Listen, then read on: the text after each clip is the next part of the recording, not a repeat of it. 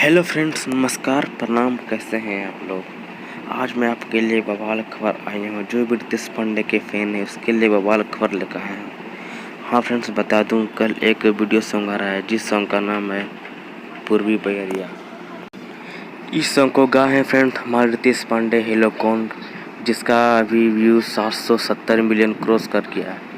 हाँ फ्रेंड्स, बता दूँ, इस सॉन्ग को गाए हैं हमारे रितेश पांडे एंड अंतरा सिंह प्रियंका। और फ्रेंड इस सॉन्ग को लिखे हैं जेडी बहादुर एंड म्यूजिक दिए हैं हमारे आशीष वर्मा, जो कि हम दमदार म्यूजिक देते हैं।